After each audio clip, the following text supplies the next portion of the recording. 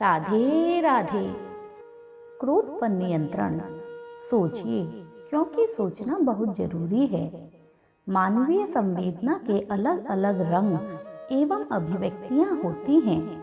कभी खुशी तो कभी दुख, कभी हंसी तो कभी क्रोध। ये सभी जीवन को बहुरंगी बनाते हैं, लेकिन इनमें संतुलन का होना उतना ही आवश्यक है जैसे क्रोध सदैव अहित ही करता है। वस्तुतः क्रोध चित्त का वह उद्वेग है जो किसी अनुचित या मनोअनुकूल कार्य न होने की स्थिति में तीव्रता के साथ उत्पन्न होता है। गीता में क्रोध को लेकर कहा गया है कि हमारी जो अभिलाषा पूरी नहीं होती वही रजोगुण के कारण क्रोध बन जाती हैं। इसलिए अभिलाषाओं के स्तर पर तार्किक होना ही क्रोध पर अंकुश का सबसे प्रभावी उपकरण है।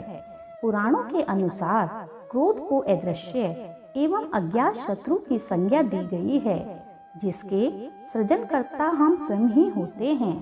क्योंकि यह हमसे ही उत्पन्न होता है तो इसके शमन का दायित्व भी हमारा ही है। इतिहास साक्षी है कि क्रोध ने सदैव विध्वंस का काम ही किया है। क्रोध नितांत निजी चुनाव है।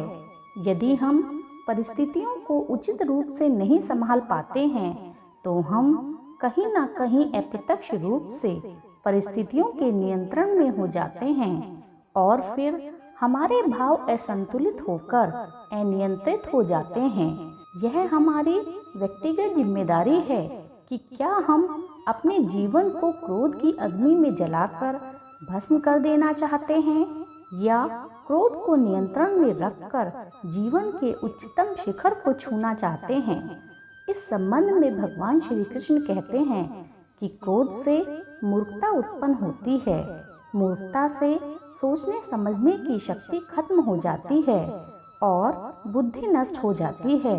बुद्धि नष्ट होने पर इंसान स्वयं नष्ट हो जाता है। इसलिए क्रोध को नियंत्रित करना अत्यंत आवश्यक है, अन्यथा क्रोध के अधीन होकर अपने जीवन की छोटी मोटी परिस्थितियों की परिधि में ही उलझे रहने की आशंका बढ़ जाती है, जिससे हम अपने जीवन के सर्वश्रेष्ठ स्तर को छूने से वंचित हो सकते हैं। सोचिए, क्योंकि सोचना बहुत जरूरी है। धन्यवाद।